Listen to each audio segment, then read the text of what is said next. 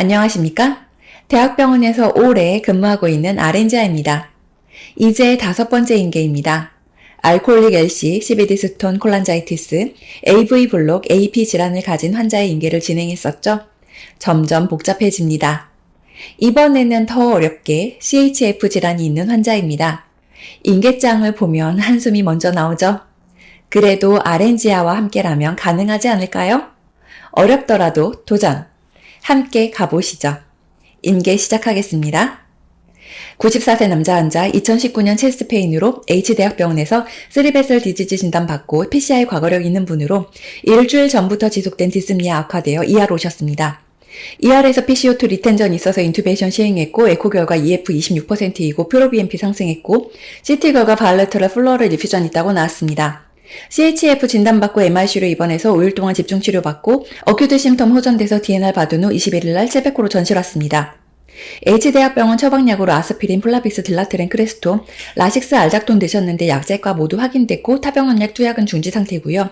이소케 스프레이 1개 갖고 오셔서 노티하고 보관만 하고 있습니다. 내원 당시 ER에서 엔도튜브 인설트한 거는 4일 유지하다가 ICU에서 위닝아웃 한 후에 O2 4리터 유지했었는데 병동에 오기 전에 2리터로 낮춰서 전실 후에도 2리터 유지합니다. 세츄레이션 잘 봐주시고요.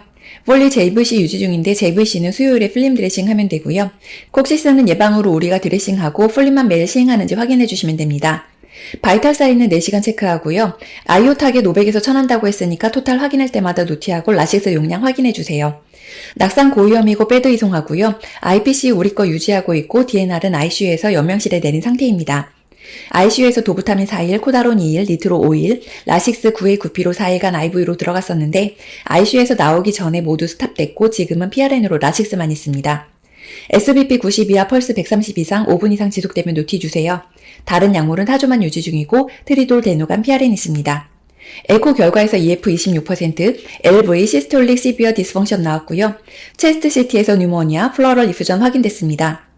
카디악 엔자임에서 다른 건 노말인데 프로BNP 8319 나왔고 다른 랩은 이번 기간 동안 크게 흔들리지 않았고 처음 왔을 때 비크 33.1에 1.24였는데 30.7, 1.21로 약간 호전됐습니다.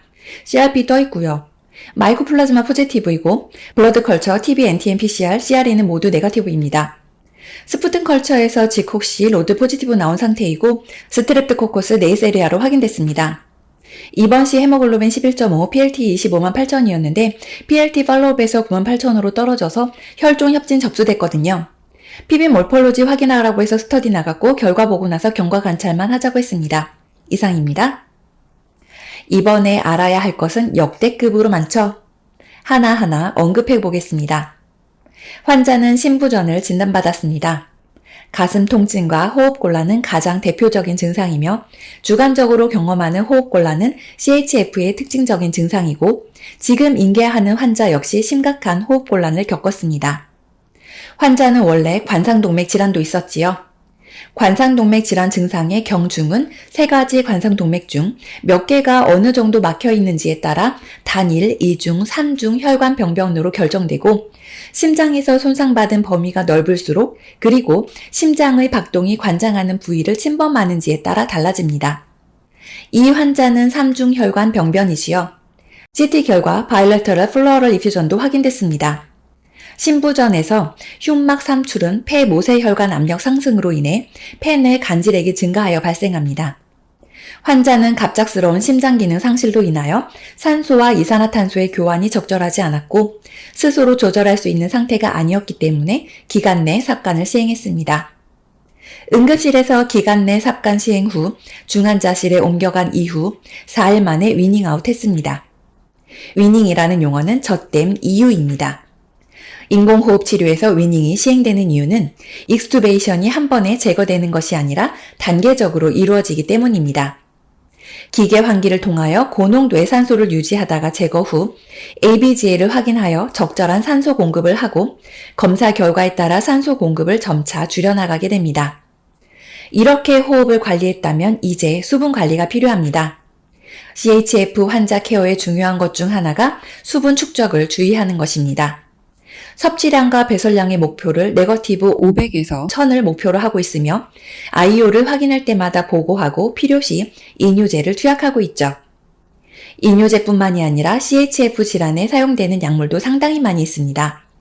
알도스테론 기량제, 안지오텐신 전환효소 억제제, 안지오텐신2 수용체 차단제, 안지오텐신 수용체 네프릴리신 억제제, 베타 차단제, 심장 글리코시드, 동결절 억제제, 혈관 확장제, 나트륨 포도당 공동수송체 2 억제제, 이뇨제 등 신부전에 사용되는 약물은 매우 많습니다.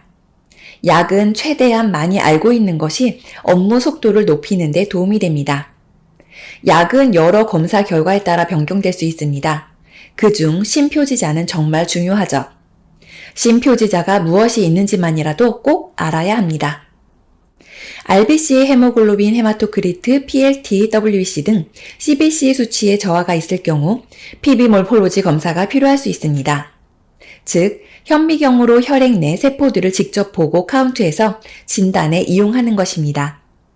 검사 결과에 따라 치료 방향이 달라질 수 있죠. 그리고 환자는 혈액 검사 시 마이코플라즈마 뉴모니아가 포지티브로 확인됐습니다. 감염 여부를 확인하기 위한 검사 역시 매우 다양합니다. 검사 결과의 의미를 알면 환자에게 실행될 각종 처치와 약물 변경 등을 추측할 수 있습니다. 마지막으로 환자는 DNR을 신청했습니다. DNR은 모든 치료 금지를 말하는 게 아니라 CPR을 시도하지 않는 것을 의미합니다. 환자의 증상에 따른 치료를 하면서 환자의 통증을 없애고 편안한 상태를 유지하는 것은 계속 제공해야 합니다. 자, 인계와 함께 기본적으로 알아야 할 것도 알아봤는데요. 아무래도 중증의 환자이기 때문에 알아야 할 것도 해야 할 것도 많았습니다. 저는 시간이 지날수록 환자의 연령대가 높아지니 중증 환자가 더 많아지는 것 같다는 생각을 하곤 합니다. 힘들지만 익숙해져야 하는 현상이라는 생각도 듭니다. 어렵고 힘들더라도 한번 부딪혀보면 또 한 번 발전해 있는 나를 발견할 수 있을 테니 모두 힘내시길 바랍니다. 이번 인계는 여기까지 하고요. 아린지아TV 오늘 하루 동사이 콕시스는 예방으로 우리가 드레싱하고 폴린만 매일